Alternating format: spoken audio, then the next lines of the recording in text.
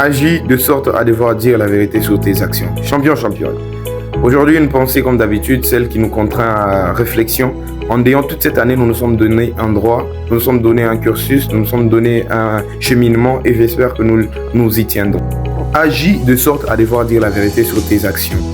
Et c'est un adage ou un dicton très essentiel et très important, surtout dans notre société actuelle où les gens, la communauté, la majorité a tendance à se cacher derrière l'image, derrière l'apparence, derrière la révente d'une certaine identité.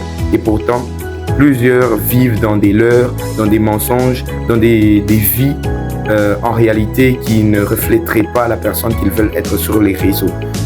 Et donc, agir de sorte à devoir dire la vérité sur ses actions, c'est très important.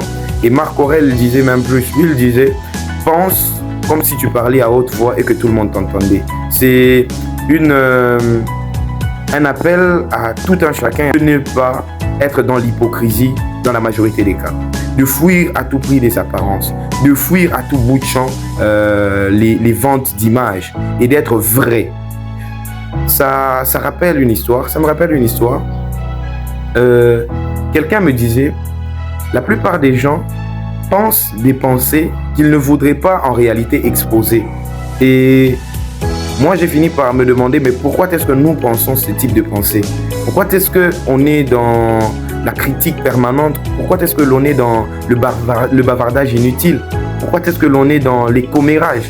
Pourquoi est-ce que l'on a tendance à avoir un discours intérieur rébarbatif et qui rabaisse la confiance de ceux qui nous entourent? Pourquoi est-ce que l'on a tendance à être plutôt dans la négative, même dans notre discours intérieur? C'est une question qui peut paraître anodine, mais qui est une source de réflexion, une source de direction et qui nous montre à suffisance que nous sommes le produit de l'environnement dans lequel nous nous trouvons.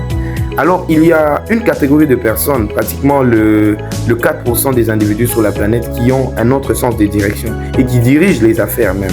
Voilà pourquoi une recherche a prouvé, une recherche Bloomberg 2023 a prouvé que la majorité de la richesse dans le monde est détenue. Donc, il faut imaginer la richesse dans le monde comme étant la richesse relationnelle, la richesse sociale, la présence sur les médias, la présence dans le business, la présence dans l'investissement, dans les entreprises et même la présence dans les organisations à but non lucratif. En fait, tous ces groupuscules sont dirigés, sont menés, sont montés par 4% de la population.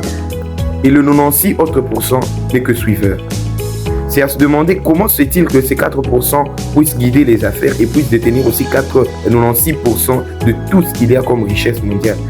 Ils ont un discours intérieur axé sur la positive, axé sur l'essentiel et axé sur la relève du niveau de l'humanité. Pense comme si tu parlais à haute voix et que tout le monde t'entendait. C'est un appel à devoir faire attention à ce que nous disons intérieurement. Et le discours intérieur, c'est même la base et la construction de notre vie extérieure. Si ton intérieur est en désordre, tu auras tendance à manifester ou à refléter le désordre à l'extérieur. Si ton intérieur est ordonné, tu auras tendance à refléter extérieurement de l'ordre, de la gentillesse, de la compassion, de la patience, de la joie, du bonheur, de la grandeur, de la hauteur, de la persévérance, de la résilience. Si à l'intérieur de toi il y a de l'ordre, tu auras tendance toujours à le refléter à l'extérieur. Et donc champion et donc championne, dans cet adage, dans ce dicton qui a été complété par Marc Aurèle, celui qui dit que agis de sorte à devoir dire la vérité sur tes actions, c'est un appel à cesser d'être hypocrite, c'est un appel aussi à cesser d'être dans la négative. C'est un appel à être dans la plupart des cas dans la positive. C'est un appel à renchérir dans ce monde et à marquer de notre passage sur le patrimoine immortel de l'humanité. Nous avons l'obligation de nous immortaliser. Nous avons l'obligation, et je le dirai toujours, nous avons l'obligation de marquer de nos empreintes lorsque nous passons sur cette terre. C'est une obligation marquée, c'est une obligation suffisante pour nous donner un but, pour nous pousser à avoir des objectifs. Et cela nous donne de la fierté de nous exposer en étant propres dans nos paroles, en étant réservés dans nos pensées, en étant bons dans nos émotions, en étant compatissants et ça donne de la valeur. Et une personne de cet acabit, une personne de ce calibre, finira toujours par attirer beaucoup d'autres à ses côtés. Donc, pour avoir une vie de qualité, mes très chers, il faut cesser d'être dans les bavardages inutiles. Il faut cesser d'être dans la critique permanente. Il faut cesser d'être dans les commérages. Il faut cesser beaucoup de choses. C'est l'une des premières disciplines par rapport à notre esprit, par rapport à notre système mental. Et ça nous permet nous-mêmes d'être positifs et d'être bons envers nous-mêmes. Et ça nous reviendra nécessairement. C'est ça que l'on appelle effet boomerang. Cesse de penser des pensées qui ne sont pas constructives. Cherche à tout prix à faire des choses pour lesquelles la honte ne prévalera pas dans ta vie.